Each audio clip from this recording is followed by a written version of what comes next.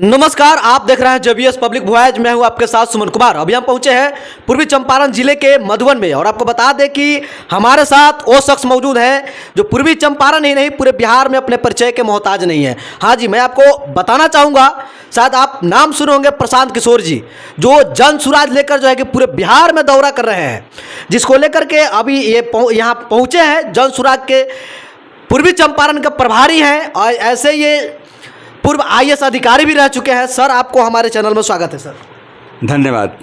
Sir, Madhuban आप आए हैं, कैसा लग रहा है? सर बहुत अच्छा लग रहा है, बहुत अच्छा महसूस कर रहे हैं। आज हम लोग चकिया में हम लोग का एक कार्यक्रम था जन संगठन का। जी। उसके क्रम में चूँकि पकड़ी दयाल के बारे में भी बात करनी थी और पता चला था कि यहाँ पर राणा रणजीत सिंह साहब आ गए हैं, तो हम लोगों ने सोचा कि यहाँ के इनसे भी संपर्क किया जाए। तो हम लोग के साथ हमारे ज़िला के अध्यक्ष वीर महतो जी, हमारे ज़िला के संगठन मंत्री हमारे कुशवाहा जी और हमारे ज़िला के मीडिया प्रभारी संजय ठाकुर जी और हमारे ज़िला के आप सभी समझिए कि मार्गदर्शक मंडल में हम लोग के गार्जियन तुल राज सुदर्शन शर्मा जी, अरे नाम हमेशा थोड़ा सा सॉरी बोलने में दिक्कत हो गई जी, मौजूद हैं। हम लोग सब वहाँ का कार्यक्रम करने के बाद हम लोगों ने फिर आप यहाँ पर आए और यहाँ पर हम लोगों ने राणा रणजीत जी से हम लोग के पकड़ी दयाल में जो शिवर क्षेत्र का महत्वपूर्ण तीन कंस्टिट्यूंसी का अंग है, इसके बारे में संगठनात्मक मुद्दों पर चर्चा की कि कैसे हम लोग यहाँ का संगठनात्मक ढांचा पार्लियामेंट इलेक्शन आने के पहले हम लोग इसकी तैयारी कर लें, बूथ लेवल तक हम लोग का संगठनात्मक ढांचा तैयार हो जाए, ताकि प्रशांत किशोर जी का जो सपना है यहाँ का इलेक्शन आने के पहले जो हम लोग कोई कार्यक्रम करें तो उसका हम लोग मजबूती के साथ हम लोग मैदान में उतर सकें। क्या सर लोकसभा में आपका कैंडिडेट होंगे? सर देखिए, अभी आधिकारिक तौर पर तो कहना थोड़ा सा जल्दीबाजी होगी, लेकिन ऐसी बात हो रही है कि जहाँ जहाँ कम से कम प्रशांत किशोर जी ने पदयात्रा पूरी कर ली हो और इलेक्शन एक प्रकार का युद्ध है और युद्ध में सैनिक को बैरक में नहीं रखा जा सकता है। तो ऐसी स्थिति में संभावना ऐसी बन रही है कि अगर कि कम से कम जहाँ पर वो पदयात्रा कर चुके हैं वहाँ पर कम से कम हम लोग अपने सक्षम कैंडिडेट को उतार कर और हम लोग उतरे ही नहीं बल्कि बहुत शिद्दत के साथ लड़कर हम लोग जीतने का भी प्रयास करेंगे। सर, प्रशांत किशोर जी का जो ड्रीम है, सपना है, क्या लग रहा है? खासकर बिहार में देखा जा रहा है कि यहाँ जो बिहार के जो वोटर है खासकर जाति और धर्म देखकर वोट करते हैं, क्योंकि हर एक जाति में अपना एक लीडर है और वो अपने लीडर को ही वोट करते हैं। तो क्या लगता है कि जो सपना इनका जो है क्या साकार होगी?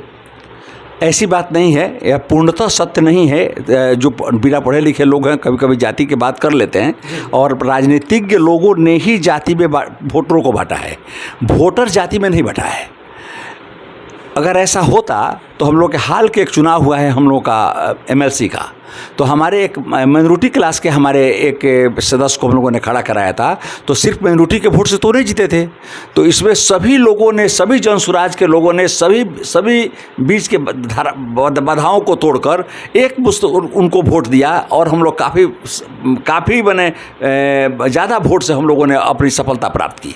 तो यह कहना कि ऐसा है सिर्फ जाति के नाम पर ही वोट पड़ता है, ऐसी बात नहीं है ना। हम जब लोग जो कमज़ोर होते हैं वो इस तरह के धर्म और जाति के नाम का अफवाह फैलाकर वोट लेने का प्रयास करते हैं, परंतु बिहार की जनता प्रबुद्ध है। जब उसको विकल्प मिलेगा और अच्छे कैंडिडेट मिलेंगे तो सब बातों को भुलाकर सक्षम आदमी को वोट देगी और उसको जिताने का प्रयास करेगी। सर, लगातार आप पूर्वी चंपारण में भ्रमण कर रहे हैं, हर जगह जगह पर जाकर मीटिंग सीटिंग कर रहे हैं।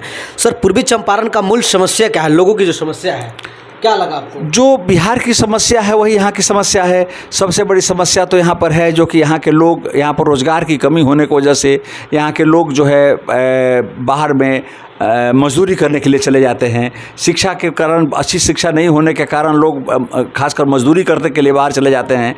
एक समस्या है अनएम्प्लॉयमेंट का। दूसरी समस्या आपको है शिक्षा का। शिक्षा की समस्या को तो हम सबसे बड़ा मूल समस्या मानते हैं। विगत 30-31 वर्षों में जो सरकार ने शिक्षा पर जो ध्यान नहीं देने की वजह से हमारी 2 पीढ़ियाँ बर्बाद हो गई हैं। 2 पीढ़ियाँ लगभग बर्बाद हो चुकी हैं। अब वो सुधरने की स्थिति में नहीं है। प्रशांत जी लोगों के पास जाकर यही अनुरोध करते हैं कि कम से कम आप अपने बच्चों को ध्यान में रखकर वोट दीजिए, ताकि एक अच्छी व्यवस्था बने कि आपके लड़के अच्छा से पढ़ लिख कर कम से कम अच्छी नौकरी तो प्राप्त कर सकें। कहा कि यहाँ के गरीब आदमी तो बहुत अच्छे स्कूल में, कन्वेंट स्कूल में पढ़ाने के लिए बच्चों को नहीं भेज सकते हैं।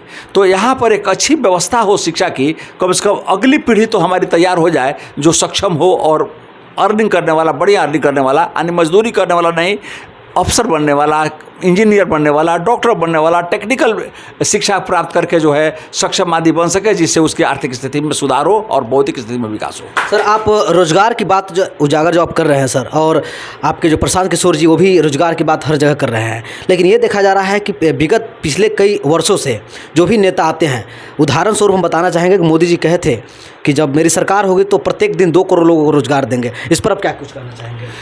देखिए, एक होता है डींग हाँकना, गलत आश्वासन देना। एक होता है, प्रशांत जी यह कभी नहीं कह रहे हैं कि हम जो बोलते हैं कि हम करेंगे तो आपको बताते भी हैं कि वो कैसे करेंगे। सपोज करिए कि हम लोग जब चंपारण की यात्रा कर रहे थे तो देखे कि साहब औरतों की संख्या भीड़ हो रही है, तो पता चलाएगा कि औरतें क्यों हैं। तो पता चला कि इनके बेटा, इनके बच्चे सभी बाहर में काम करने के लिए, गुजरात में, महाराष्ट्र में, पंजाब में, कश्मीर में लोग काम करने के लिए चले गए हैं, और साल में एक बार ईद में अथवा दशहरा के समय में आते हैं तो करते हैं। तो प्रशांत जी ने सोचा कि उस पर मनन किया, सोचा कि क्या मैं पब्लिक को कुछ कहूँ तो हम कैसे, कुछ हमारे पास तथ्य होना चाहिए। तो पता चला उनको ये कि हम जो लोग अगर पब्लिक ने हमको यह आशीर्वाद दिया तो हम सबसे पहले बिहार के गांव में मजदूरी करने वाले लोग जो नियोजन के अभाव में बाहर काम करने के लिए जा रहे हैं, उनको सबसे पहले 10 से 15 हज़ार की नौकरी हम उनके गांव में उपलब्ध कराएंगे। तो यह बात तो कह दिया गया। तो आप फिर पूछेंगे कि साहब उनके पास क्या साधन है उसका करने का।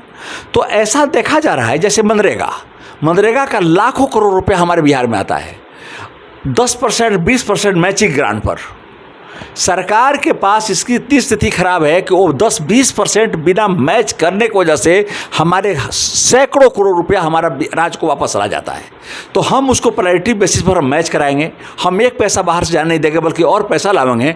और गांव में ही जो बहुत सारे कार्यक्रम हैं, कहीं तटबंध नहीं है, कहीं तालाब नहीं है, कहीं रोड नहीं है, कहीं मिट्टी का रोड नहीं है, या जो कुछ भी है एम्प्लॉयमेंट क्रिएट करेंगे, और हम उस 10 से 15 हज़ार रुपये की व्यवस्था गांव में कैसे करेंगे यह भी प्रशांत जी बताते हैं, और कैसे करेंगे यह भी आपको बताते हैं। बाकी और लोग यह बात आपको नहीं बताते हैं, सिर्फ झूठा आश्वासन देते हैं। ये आश्वासन नहीं, उसका समाधान भी आपको बताते हैं। चलिए सर, बहुत बहुत धन्यवाद सर। धन्यवाद।